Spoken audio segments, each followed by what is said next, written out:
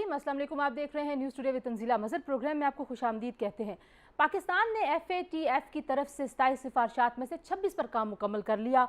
इसके बावजूद FATF ने यह फैसला किया है कि पाकिस्तान को फ़िलहाल ग्रे लिस्ट में रखा जाएगा। वज़ीर ख़ारिजा शाह महमूद कुरैशी साहब ने तहफ़्फ़ुज़ात का इजहार किया था। उन्होंने कहा था कि इंडियन लॉबी बड़ी एक्टिव और भारत बहुत कोशिश कर रहा है कि पाकिस्तान ना सिर्फ ये कि ग्रे लिस्ट में रहे, बल्कि वो ये जोर भी लगाता रहा है कि पाकिस्तान वापस ब्लैक लिस्ट में भी किसी न किसी तरह चला जाए। तो जो इतनी पेशरफ्त पाकिस्तान ने की है, बहुत सारे कवानीन में तरमीम लेके आए हैं, बहुत सारे इदारों को उन्होंने बड़ा एवेल्यूएशन का वहाँ पे प्रोसेस लेके आए हैं, कोशिश कर रहे हैं कि ट्रांसपेरेंसी और फेयरनेस के जो चीज़ें हैं वो भी हों। हमने देखा कि कुछ कलादम तंजीमों के सरबराहों को सज़ाएँ भी हुई हैं। सो इतना ज़्यादा काम करने के बावजूद भी FATF ने अपना इरादा नहीं बदला। पाकिस्तान अभी तक ग्रे लिस्ट में ही है और 1 साल तक अब ग्रे लिस्ट में ही रहेगा। तो आज के प्रोग्राम में दो चीज़ों का हम जायज़ा लेने की कोशिश करेंगे कि पाकिस्तान अगर ग्रे लिस्ट से नहीं निकल पाया तो उसकी वजूहात क्या हैं और किस तरीके से भारत और पाकिस्तान के जो दुश्मन हैं और पाकिस्तान के ख़िलाफ़ काम करने वाले जो अनासर हैं वो कैसे असरअंदाज हो रहे हैं सारे मामले के ऊपर, और जो पाकिस्तान ने इतना काम कर लिया, इतनी हद तक कंप्लाइंस पाकिस्तान ने की है, उसका फ़ायदा पाकिस्तान को हतमी तौर पे कब होगा। मेरे साथ बहुत ही एमिनेंट पैनल मौजूद है जो इस सारे मामले पे बड़ी बारीक नज़र रखते हैं, जिन्होंने इस सारे मामले को, और FATF में हम पहले भी आते जाते रहे हैं, ग्रे लिस्ट से वाइट में आए, वाइट से वापस ग्रे में गए, तो हम कंसिस्टेंट क्यों नहीं हैं उसके ऊपर भी उनकी बड़ी गहरी निगाह है। तो मेरे साथ मौजूद हैं जी डॉक्टर इकरामुल हक साहब, जो कि एडवोकेट हैं, सुप्रीम कोर्ट के टैक्स के माहिर हैं, मुआशियात के माहिर हैं। डॉक्टर साहब बहुत शुक्रिया हमें ज्वाइन इन करने के लिए। हसन खावर साहब हमारे साथ मौजूद हैं, पब्लिक पॉलिसी के एक्सपर्ट हैं, गवर्नेंस के क्या मसाइल हैं, पाकिस्तान में इदारे क्यों उतना परफॉर्म नहीं कर पाते जितना उनको करना चाहिए, और हम कहाँ पे कोताहियों का शिकार हैं। हसन बड़ी गहरी निगाह रखते हैं सारे मामले पे। हसन बहुत शुक्रिया हमें ज्वाइन इन करने के लिए। और हमारे साथ मौजूद हैं जी मुजम्मिल सौरवर्दी साहब, सीनियर सहाफ़ी हैं, तज्ज़ियाकार हैं। मुजम्मिल आपका भी बहुत शुक्रिया। तो ये जो सबसे बड़ी खबर है आज की, और बड़ी अहम खबर है, और पाकिस्तान बड़ा पुरुमीद था कि हम आज ग्रे लिस्ट से निकल जाएंगे, और एक सिफारिश अभी रह गई है, एक नुक्ता जिसके ऊपर हमने कंप्लाइंस नहीं किया, लेकिन इसके बावजूद हम अभी भी ग्रे लिस्ट में। सबसे पहले इसी पे अपने पैनल की राय लेते हैं। डॉक्टर इकराम, आपका क्या ख्याल है कि कंप्लाइंस के ऊपर आपने मैं उस दिन आपको कॉलम पढ़ी थी, आपने रेशो बताई हुई थी कि कितनी हद तक हमने कंप्लाइंस किया सारे चीज़ों का, तो आपको लगता है कि कंप्लाइंस में अभी भी मसाइल थे जिसकी वजह से ये फैसला किया गया है?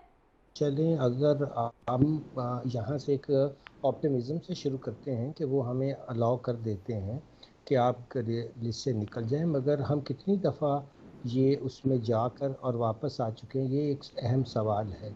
इसका मतलब ये है कि हम तवील मुद्दत जो है वो मनसूबा साज़ी भी नहीं करते हैं, और जो अभी एहसान ने कहा कि हम इंतज़ामी इस्लाहात इसके लिए बहुत ज़रूरी होती हैं। कोई भी अदारा चलाने के लिए वहाँ पे आपको बहुत काबिल लोगों की ज़रूरत होती है। सिर्फ बिल्डिंग खड़ी कर देने से तो मामला नहीं होता, क्योंकि आफ्टर ऑल ये सॉफ्टवेयर ही होता है जो हार्डवेयर को चलाता। पड़ा हुआ हार्डवेयर तो कुछ नहीं होता। अब मामला ये है कि वो हमसे ये पूछते हैं कि कन्विक्शन रेट क्या है आपका, अगर आपने कितने केसेस जो हैं वो रजिस्टर किए हैं, उसमें कितना टाइम है आपने देखा जहाँ जहाँ भी टेररिज्म के वाक़यात हुए, न्यूजीलैंड में बड़ा एक यूनिक, यानी कि बड़े सालों बाद कोई ऐसा रेसिज्म का, और आपने देखा कि उसको उन्होंने विद इन 2 मंथ्स जो था उसका फैसला भी कर दिया। तो देखिए, वहाँ मेयार ये समझा जाता है कि आपका जो जस्टिस सिस्टम है वो डिलीवर कर पा रहा है या नहीं कर पा रहा। अगर मैं एक बहुत अच्छी एजेंसी से भी काम करवा लूँ और वो अच्छा केस भी बना दें, और वहाँ पे आपको जो है जब आप उसको उसकी एग्जीक्यूशन के लिए जाएं तो आपको पता चले कि वहाँ तो प्रोसीजर ही ऐसे बरसीदा और आउटडेटेड हो चुके हैं कि वो तो उसके प्रोसीजर्स ही पूरे करते हुए आपको 1-1.5 साल लग जाता है। और फिर ऐसे मामलात में हों या दूसरे हों, कागजात को और पहले जजिस के साथ उनको कोऑर्डिनेट करना, उनसे परमिशन लेना, तो पहले तो गिरफ्तार कर लेते हैं, फिर इन्वेस्टिगेशन शुरू कर देते हैं। भाई, किसी भी महज़ब दुनिया की, मतलब वो ये नहीं चाह रहे कि आप ऐसे कवानीन बनाएं जिससे आपके बुनियादी हकूक़ की खिलाफ वर्जी हो। अब आप अगर ऐसे कवानीन बनाएंगे जो हमारे आर्टिकल 10A से मुतसादम होंगे, तो आप ये ना समझे कि वो ये चाह रहे हैं कि आप कल सारे पाकिस्तान के लोगों को दहशतगर्दी में अंदर कर दें, या आप उन्हें टेररिस्ट फाइनेंसर कह दें, या आप उनको टैक्स अवेडर कह दें, या आप उनको कहें ये सारे इलिसिट सिगरेट पीते हैं। और कई मामला ऐसे जिसको फाइनेंशियल एक्शन टास्क फोर्स सही। के अलावा एशिया पैसिफिक ग्रुप भी देख रहा होता है। तो देखिए, एक जो मैं कह रहा था, मजमूई तौर पर हमें जो है वो ये जानना चाहिए था कि क्या हम जैसे मईशत में हमारी तरक्की भी बहुत सालों में 5% 6% रही, मगर वो कभी पायदार नहीं रही। हम जो काम करते हैं वो सिर्फ फायर फाइटिंग का करते हैं। अच्छा, अभी ये मामला, इससे निपटने के लिए ये फौरी कर दो, ठीक अभी है। डेट आ गई है जून की, जल्दी से हाफिज सईद को सजा दे दो। अब ये चीज़ें ऐसी हैं जिसको दुनिया जो है वो एक दोनों पहलुओं से देख रही होती है, इंसानी हकूक़ के पहलू से भी देख रही होती है, और आपके यहाँ जो फेयरनेस सिस्टम के अंदर होनी चाहिए, जो लोगों के हकूक़ का तहफ़्फ़ुज़ होना चाहिए। तो ज़्यादातर तासुर मुझे बाहर की चीज़ें जब मैं पढ़ता हूँ या मेरा उनसे इंटरेक्शन रहता है, तो वो ये कहते हैं कि आपके यहाँ ये अदारे जो हैं ये तो विक्टिमाइजेशन के लिए इस्तेमाल होते हैं, पॉलिटिकल। अगर ऐसा ना होता तो फिर जो इतने बड़े बड़े सियासतदानों को आपने गिरफ्तार किया, और वो भी पब्लिक ऑफिस होल्डर थे, तो उनकी ज़मानतें कैसे हो जाती हैं, उनको सज़ा क्यों नहीं हो सही। पाती? और आप ये वहाँ कई पे कई फर्द साल जुर्म आपके भी देश आयद में नहीं कर चलते पाते, साल साल उनको अंदर हैं। जी रखने हाँ, के बावजूद भी। ठीक जी है, जो मैं डॉक्टर साहब बिल्कुल, आपका मैंने ये बुनियादी किया है। नुक्ता है वो बड़ा अहम है कि हम सस्टेनेबल पॉलिसी क्यों नहीं बना पाते। हसन, आपके पास से नुक्ता लेके आऊँगी, क्यों एक तरफ तो हम ज़ाहिर है बहुत सारा कसूर कह देते हैं जी कि पॉलिटिकल सिस्टम स्टेबलाइज नहीं हुआ उस तरह से पाकिस्तान में, लेकिन अब तो हम देख रहे हैं कुछ ना कुछ कंटिन्यूटीज़ के बावजूद भी हमारी जो सस्टेनेबिलिटी है वो बहुत ही थोड़ी है। आपको किसी बात पे यकीन नहीं होता, ना आपको अपनी इकॉनमी की ग्रोथ के ऊपर यकीन है कि कब तक आप सस्टेन कर सकते हैं, ना आपको पता है कि आप सर्कुलर डेट कब तक मैनेज कर पाएंगे, डेट सर्विसिंग के पैसे आप कब तक मैनेज कर सकते हैं, मतलब कुछ भी नहीं पता, सब कुछ गैर यकीनी की सूरत हाल है। तो इसकी वजह क्या है? देखिए, इसकी वजह ये है कि हम तब काम करते हैं जब हमें कोई डराए धमकाए, या जब हमने इलेक्शन जीतना हो, और या जब ये दोनों चीज़ें निकल जाती है ना, और हमारा कोई पर्सनल इंटरेस्ट नहीं होता, तो हम वो चीज़ें छोड़ देते हैं। मैं आपको इसी FATF के हवाले से एग्जांपल देता हूँ कि देखिए, FATF का प्लान आया, हमने 27 में से 26 काम समझे कर लिए। अच्छा, उसके अंदर एक जो सेट ऑफ एक्शंस है ना, जिसकी तरफ डॉक्टर साहब ने इशारा किया, वो पॉलिटिकली सेंसिटिव है कि ये आपके लोग थे, वो स्ट्रेटेजिक एसेट थे या नहीं थे, आपने उनके साथ क्या करना है। चलें, इसको हम एक साइड पर रखते हैं। बहुत सारी टेक्निकल चीज़ें थी, जिन्हें कि एक उसमें उन्होंने कहा कि जी आपके पास जी जो आपके ज्वेलर्स हैं, आपके रियल एस्टेट एजेंट हैं, इनका कोई रेगुलेटरी निज़ाम नहीं है, ये बिल्कुल खुलेआम फिरते हैं और ये मनी लॉन्ड्रिंग का एक हेवन है। एक इन्होंने ये बात की। एक इन्होंने ये बात की कि जी आपकी एजेंसियां एक दूसरे से बात नहीं करती, इंटर एजेंसी कोऑर्डिनेशन बड़ी कम है। फिर इन्होंने तीसरी बात की कि जी आपका जो नेशनल सेविंग्स का इदारा है, पाकिस्तान पोस्ट का इदारा है, वहाँ पे फाइनेंशियल ड्यू डिलिजेंस वगैरह बड़ी कम है। अच्छा, अब हमने एक्शन प्लान को मीट करने के लिए ये सारे काम किए, कोई आउटसोर्स किया, कोई एक रेगुलेटरी अथॉरिटी या एक्ट बनाया, कहीं डंडा चलाया, कहीं कुछ किया। जैसे ही पाकिस्तान का वो एक्शन टिक हुआ, आप देखेंगे कि उसके ऊपर प्रोग्रेस बंद होगी। उसकी वजह यह है कि कल को ना तो वोटर आपका डिमांड करता है, ना आपका वो FATF की बॉडी डिमांड करेगी। ये तो चीज़ें आप दोबारा पकड़ी जाएंगी जब 2-4 साल के बाद फिर हमारा किसी से कोई पंगा, कोई झगड़ा, कोई लड़ाई होगी, फिर वो आपके ऊपर कोई तलवार लटकाएंगे, फिर आप कहेंगे ओहो, ये जिस तरह डॉक्टर साहब ने इशारा किया कि पहले भी आप रहे हैं ग्रे लिस्ट पे। तो ये हमारा ना इंडिजिनस एजेंडा नहीं है। ठीक है पॉलिटिक्स और मुजम्मल, आपसे भी इंटरनेशनल मैं यही सवाल करूंगी, क्यों आपके ख्याल में ये फैसला किया गया और आपको लगता है कि भारत का वाकई इतना असर रसूख हो सकता है? क्योंकि जो इंडिपेंडेंट इदारे हैं, जो FATF और एशिया पैसिफिक ग्रुप की वैल्यूएशन और उनका वो जो जायज़ा लेते हैं और जो रिपोर्ट्स शाया करते हैं, जो उनको देखने वाले हैं वो कहते हैं कि नहीं, बहुत ही मारूजी तरीके से देखा जाता है। जब भी आप अपनी सबमिट कराते हैं कि हमने ये कंप्लाइंस कर ली है, तो उसमें ये नहीं होता कि किसी एक ख़ास मुल्क को कोई वो हो, लेकिन स्टिल लॉबी पाकिस्तान के ख़िलाफ़ तो है एक, और वो हम उनको उनकी लॉबी की कामयाबी को क्रिटिसाइज़ करें या अपनी लॉबी की नाकामी को क्रिटिसाइज़ करें, ये तो एक अलग बहस है। लेकिन आपको लगता है कि वो फैक्टर भी है? और फैसले के ऊपर आप ज़रा अपने कमेंट्स भी दे दें। मैं तो इसको डिप्लोमेटिक फेलियर समझता हूँ। मेरे दोस्तों ने यहाँ कहा कि 27 थे, 26 हमने कर लिए, 26.5 नहीं हो सकते, लेकिन मैं ऐसा नहीं समझता। दुनिया की साइंस ऐसे नहीं चलती है। डिप्लोमेसी की अपनी एक दुनिया है और उसकी अपनी एक अहमियत है। ये तमाम इदारे जो हैं ये डिप्लोमेटिक वेपन्स हैं बड़े और ताकतवर ममालिक के, कि जब उन्होंने बहुत सी बातें अब जंग से नहीं मनवानी होती जंग नहीं करनी होती तो वो इकोनॉमिक सैंक्शन से वो बातें मनवाते हैं जो जंग से पहले मनवाई जाती थी। जिन कामों के लिए पहले जंग की जाती थी अब उन कामों के लिए इकोनॉमिक सैंक्शन से लगाई जाती हैं और उन इकोनॉमिक सैंक्शन से गरीब मुल्कों को जो है वो मजबूर किया जाता है कि वो वही काम करें जो बड़े ममालिक उन्हें कह रहे हैं।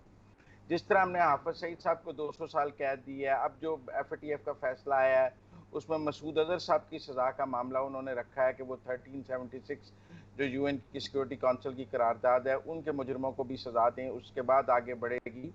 और मैं ये समझता हूँ कि पाकिस्तान की डिप्लोमेटिक आइसोलेशन तो सबके सामने है। आप देखें, हम रो रो के पीट के कह रहे हैं कि जो बाइडेन इमरान खान से बात करने के लिए तैयार नहीं है, जो बाइडेन इमरान खान से बात नहीं कर रहा। हम रो रो के पीट के हमारा ब्रिटेन का जो दौरा है कैंसिल हो गया। हमें पता लगा कि वहाँ पे जो है सिर्फ मैच देखने की फैसिलिटी थी और एक 15 मिनट का कॉल ऑन था और कोई डिप्लोमेटिक एक्सचेंज नहीं था, कोई टॉक्स नहीं थी, कुछ नहीं थी, लिहाजा वो दौरा कैंसिल हो गया। हमें नजर आया कि यूरोपियन यूनियन में पार्लियामेंट में हमारे खिलाफ करारदाद 681 लोगों ने वोट दे दिया। यूरोपियन हिस्ट्री में कभी इतनी मजबूत करारदाद किसी मुल्क के खिलाफ नहीं आई।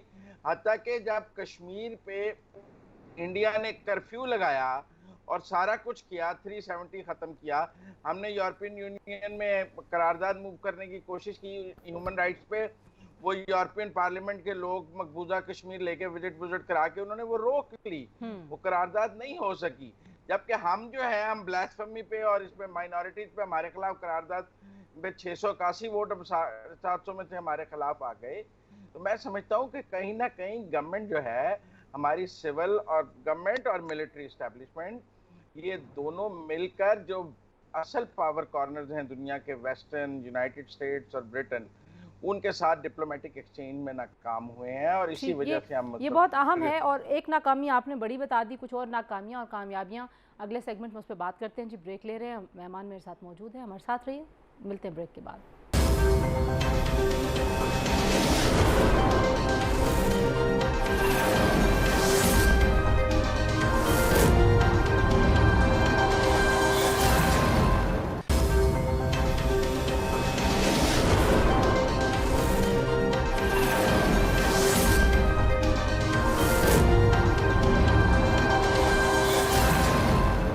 Welcome back to news today. और डॉक्टर इकराम, हमारे यहाँ अक्सर हम हर चीज़ का कसूर बाहर की चीज़ों पे डाल देते हैं, लेकिन मैं अगर आपसे पूछूं कि हम ये जो टास्क फोर्स है, जब से हमारे ऊपर थोड़ी सी सख्ती की गई और हमें कुछ सिफारिशात दी गई कि हमें एक मुल्क के तौर पे इन सिफारिशात पे अमल करना हमारे लिए बहुत ज़रूरी है ताकि हम अपना इमेज सही कर सकें, तो आपके ख्याल में हम कहाँ पे नाकाम हैं? अगर मैं पहले आपसे नाकामियाँ पूछूँ, फिर मैं कामयाबियाँ भी पूछूँगी।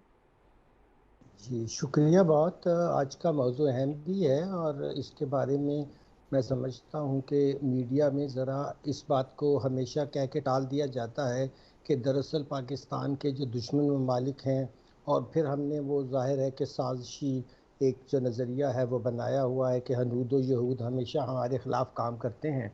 और उसकी वजह से ये आपने जो कल ही देखा लाहौर में हादसा हुआ, वो कितना बड़ा हमारा जो लैब्स था, तो वो ये देखना तय है कि आपने कवानीन में तब्दीली तो कर दी, मगर आपने जो उसके ऊपर अमल दरामद करना था उसमें आप किस हद तक कामयाब हुए। अब जो उनकी म्यूचुअल एवेल्यूएशन रिपोर्ट है, अगर आप वो एशिया पैसिफिक ग्रुप की पढ़ें तो लोग ज़्यादातर वो 26 और 27 पॉइंट्स पे ही रहते हैं, मगर यहाँ 42 पॉइंट्स ऐसे हैं जिसके ऊपर आपको सेंसिटाइज किया गया और बार बार बताया गया कि आपके ऊपर दोहरा किस्म का जो है उनका व्यू है। ना सिर्फ ये कि आपने वो 27 असेंशियल पॉइंट्स करने हैं, मगर ओवरऑल 42 जो है वो आपकी म्यूचुअल एवेल्यूएशन जो है रिपोर्ट के अंदर अहम है।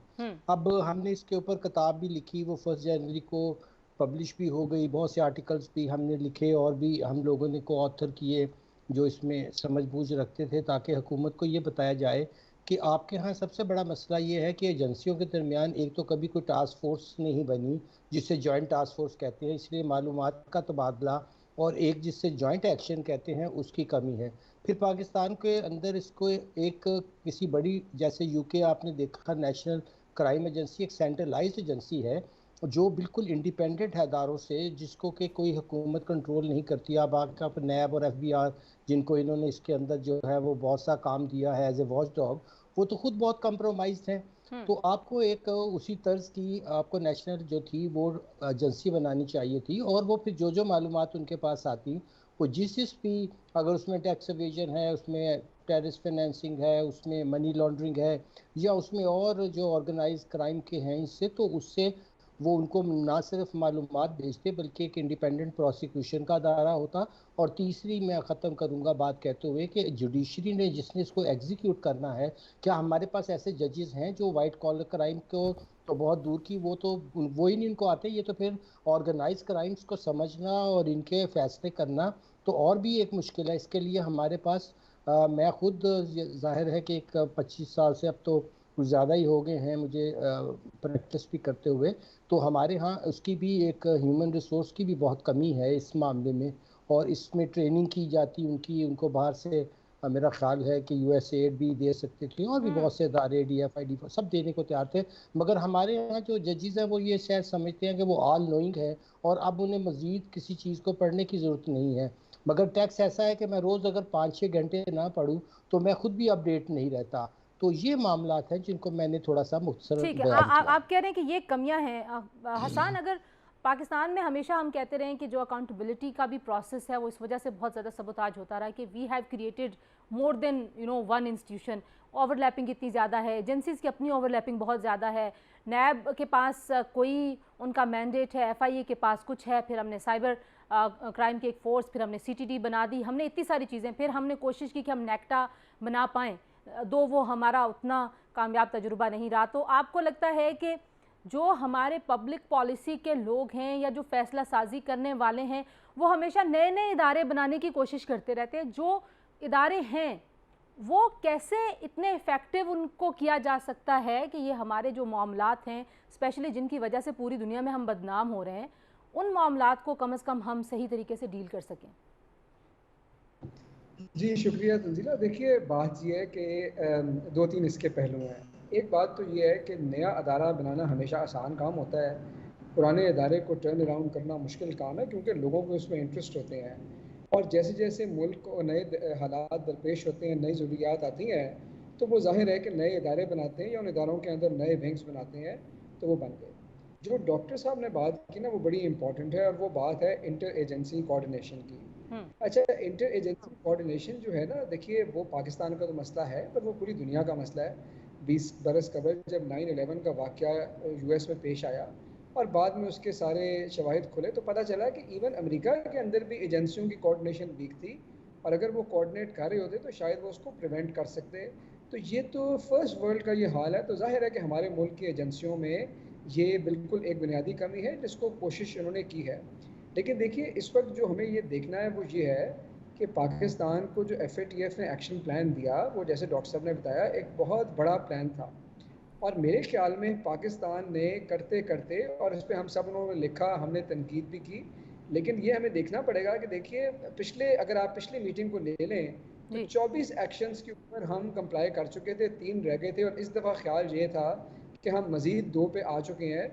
तो मैं तो बड़ा होपफुल था फ्रैंकली, अभी वैसे कंफर्म न्यूज़ नहीं आई पर मैं बड़ा होपफुल था कि इस दफ़ा कोई ऑनलाइन विज़िट, वो अपना ऑनलाइन ही मतलब ऑन साइट विज़िट अप्रूव करेंगे और उस तरफ हम निकलने की तरफ जाएंगे। जो आपका सवाल है ना तंजीला कि हमारे इदारे, देखिए वो मेरे ख्याल में हमारी बुनियादी कमी ये है कि हमारे पीछे जब FATF भागता है या कोई और भागता है तो हम उनके एक्शन प्लान को बुनियाद बनाकर उसको टिक बॉक्स करने की कोशिश करते हैं। मेरे ख्याल में हमें यह समझना पड़ेगा कि हमें इस सफ़र को जारी रखना है। इंशाल्लाह जब हम ग्रे लिस्ट से बाहर आ भी जाएंगे, हमें अपना इसका बड़ा फ़ायदा है। आपने देखा ही है कि जब हमने हवाला हुंडी पे क्रैकडाउन किया तो हमारी रेमिटेंसेस कितनी ऊपर जा रही हैं। जी, एज ए नेशन ये समझना है कि हमने इस एजेंडा को इंटरनलाइज करना है, और ये अगर हम FATF की लिस्ट से निकल भी आए तो हमने इससे पीछे नहीं हटना, हमने इससे आगे चलना है। सही। मुजम्मिल, ये आखिरी नुक्ता जो हसन के, इसी से मैं अब आपके पास भी सवाल लेके आऊँगी कि लोग आके बताएंगे, IMF बताएगा, ज़ाहिर IMF तो ज़ाहिर हमें कर्जा दे रहा है, लेकिन जो FATF की अगर बात करें तो मामले सारे वो हैं कि जो आपके यहाँ कानून की बालादस्ती के लिए, आपके यहाँ अमन व अमान के लिए, आपके यहाँ जो एक डॉक्यूमेंटेड थ्रू प्रॉपर चैनल एक इकॉनमी की ज़रूरत है उसको पूरा करने के लिए ये शराइत बड़ी ज़रूरी हैं, चाहे हमें कोई कहे कोई ना कहे, ये हमें करना ही है। लेकिन हम इंटरनेशनल प्रोग्राम्स में जब जाते हैं वहाँ पे जो हमारे ऊपर ऑब्लिगेशन आती है उसमें तो हम थोड़ा बहुत काम कर लेते हैं, लेकिन एज अ होल अगर देखें तो इस सिलसिले में हमारे यहाँ कुछ सोच विचार, एक कलेक्टिव कोई विजडम को रखते हुए सामने कोई विजन, कोई पॉलिसी नज़र नहीं आती। तो उसकी क्या वजह है? उसकी वजह ये है कि हमारे यहाँ पावर के कई सेंटर्स हैं, और जो पावर के सेंटर्स हैं उनमें आपस में महाजराई रहती है, और उस महाजराई के नतीजे में बहुत से अहम काम जो हैं वो नहीं हो पाते हैं। मतलब अभी जो फैटफ के तहत काम हुए हैं पाकिस्तान में, वही काम पिछली गवर्नमेंट भी करने को कह रही थी, लेकिन तब एस्टेब्लिशमेंट नहीं मान रही थी ये काम करने के लिए, और उनके नज़दीक जो उनके स्ट्रेटेजिक एसेट्स थे हाफिज सईद और सारे, उनके खिलाफ वो एक्शन लेने के लिए तैयार नहीं थे। हालांकि यूएन की करारदाद तो पहले भी मौजूद थी, सही। और नतीजतन वही हुआ, हमने तभी एक्शन लिया जब दुनिया ने हमें उस एक्शन लेने पर मजबूर कर दिया।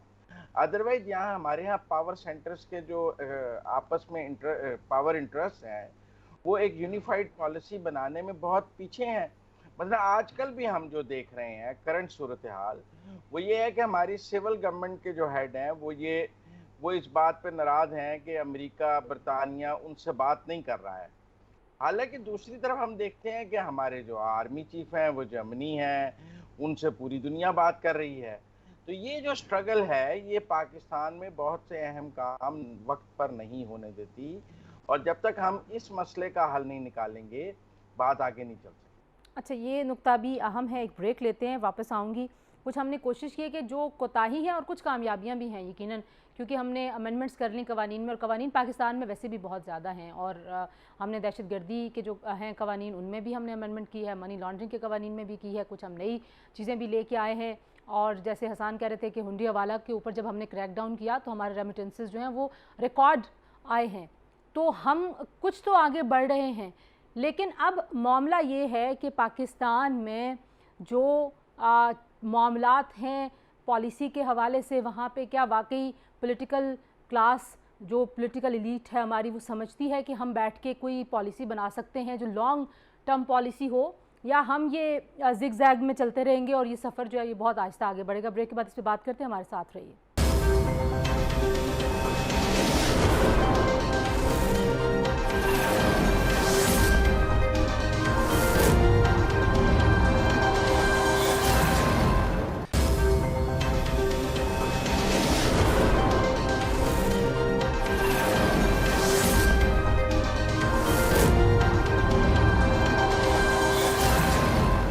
Welcome back to news today. और अब हम कुछ वे फॉरवर्ड की बात भी करते हैं कि एक जो नुक्ता नज़र आता है मेरे पैनल की गुफ्तगू से मुझे, वो ये कि हमारी कमिटमेंट में वो सीरियसनेस नहीं है, हम कंसिस्टेंट नहीं हैं। कभी हम किसी को अपना सासा समझते हैं, कभी हम किसी इदारे को, किसी तंजीम को, किसी ग्रोह को किसी ख़ास लिस्ट में डालते हैं, कभी हम उन्हें कलअदम कहते हैं, फिर हम उनके साथ मुज़ाकरात करने चल पड़ते हैं।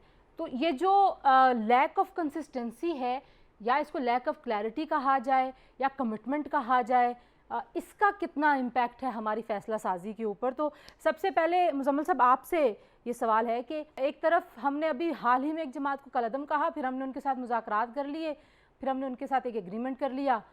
तो ये जो इस तरह की चीज़ें हैं, इसकी वजह क्लैरिटी नहीं है, हमें अभी भी डर है कि हमें इनकी दोबारा ज़रूरत पड़ सकती है, इन तमाम ग्रोहों की? मसला क्या है?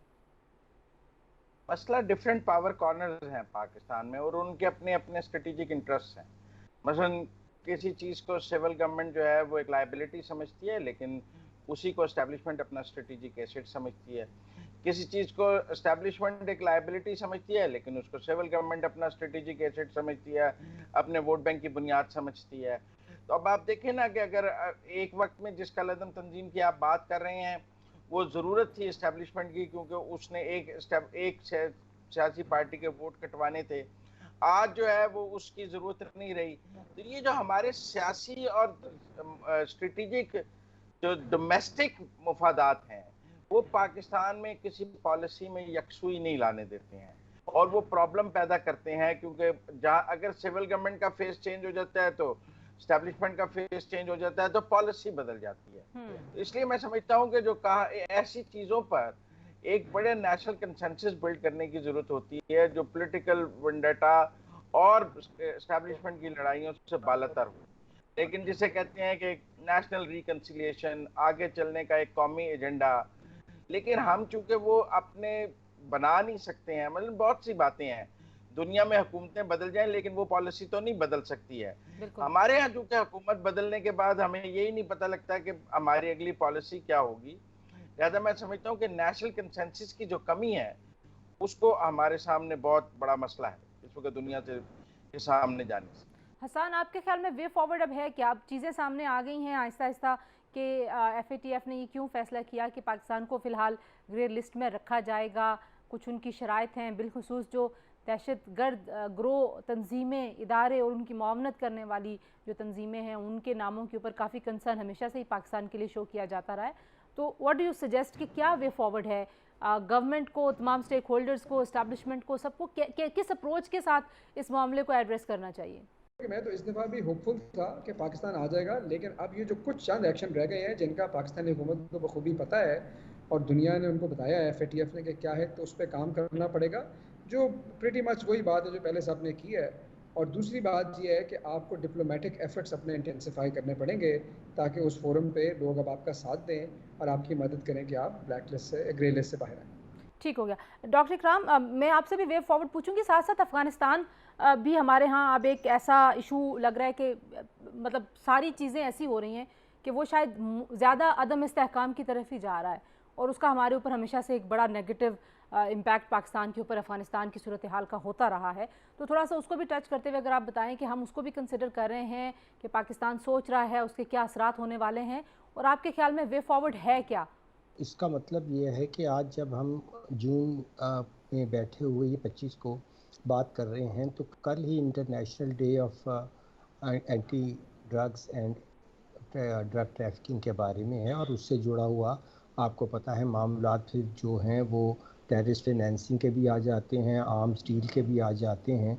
और आपने बहुत अच्छा इशारा किया, इसी पे आज मजमून हमारा छपा है बिजनेस रिकॉर्डर में कि दरअसल जब ये वहाँ से अपनी फ़ौजें निकाल लेंगे तो वो बहुत कैपेबल, उन्होंने तो अभी ही सारे मेजर कैपिटल्स पे कब्ज़ा कर लिया प्रोविंसेस के, तो काबल उनके लिए कैप्चर करना तो कोई इशू ही नहीं होगा।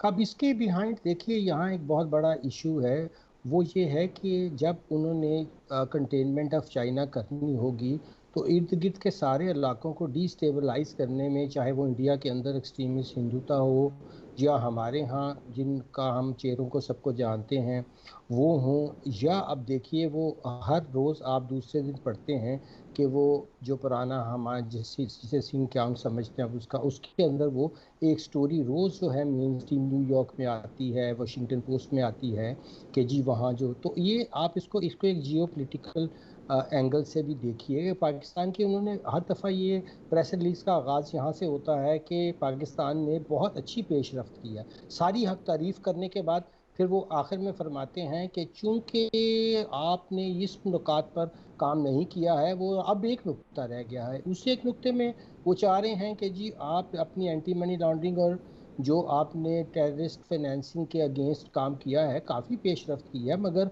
हम ये जानना चाहते हैं कि after all where is the conviction of all those जो अभी हम जिक्र कर रहे थे। फिर देखिए यहाँ पे सहावी के कत्ल के बाद फिर उसके मुजरिमों का छूट जाना, फिर उनकी सज़ाओं का अदालतों से ख़त्म हो जाना, उनके लिए बाहर की दुनिया के लिए तशवीशनाक बात है। इसलिए ये जो आखिरी 6 निकात पे और आखिरी जो उसका पहलू है कि आपने उनको सज़ाएं देनी है और अपने एक्शन से साबित करना है, सिर्फ लॉ से तब्दीली में साबित नहीं करना। चलते चलते मैं 2 बातों की तरफ इशारा करूंगा जी जी। जिसका हम में से किसी ने जिक्र नहीं किया। देखिए आप अगर FBR को उसका वॉच डॉग बनाएंगे तो इसमें एक तजाद होता है। इनकम टैक्स का लॉ जो है हिस्टोरिकली इलीगल और लीगल इनकम में फ़र्क नहीं करता, वो इलीगल इनकम को भी टैक्स करता है क्योंकि उसका काम है कि जो भी उसके मालूमात आए, चाहे वो कितनी भी इलीगल सोर्स से इनकम हासिल हुई हो, उसको उस इनकम को कैप करना है। अच्छा, अब ऐसा अदारा जिसका लॉ हिस्टोरिकली और जिसमें एक ऐसा सेक्शन मौजूद है कि आप वो उसकी राजदारी रखेंगे, उसी की वजह भी यही है कि मैं अगर एक टैक्सेशन ऑफिसर हूँ और एक स्मगलर की इनकम को मैं टैक्स करता हूँ तो मैं क्या थाने में FIR दर्ज करवाने जाऊँगा या मैं FIA के पास जाऊँगा? अब आप उसको वॉच डॉग बना रहे हैं, आपको इस बात की समझ नहीं है। अब दूसरा बहुत बड़ी खराबी मैं आपको अर्ज करूँ कि आप कह रहे हैं कि जो चार्टर्ड अकाउंटेंट होंगे उनका वॉच डॉग जो है वो उनकी जो है आई कैप होगा, यानी ये उनकी अपनी चार्टर्ड अकाउंटेंट की एक स्टेचुटरी बॉडी है। और वकीलों के लिए आप फरमा रहे हैं कि बार कौंसिल होगी। अब आपको पता है उन्होंने कभी अपने किसी मेंबर के खिलाफ, कभी किसी एथिकल कमेटी में कोई खिलाफ फैसला किया है? तो आप यदि उसको वॉइडो का काम दे रहे हैं, जो खुद वहाँ जो गुंडा गर्दी करते हैं नासिर, चाहे वो लॉयर्स के हों, हमले करते हैं अस्पतालों पर, कहाँ कहाँ हमले नहीं किए उन्होंने, फिर आप उन्हीं लोगों को कह रहे हैं कि जी आप इनका वॉइड ऑफ। उन्होंने इनमें से कितने लोगों के लाइसेंस कैंसिल किए हैं, मैं ज़रा पूछना चाहूँगा।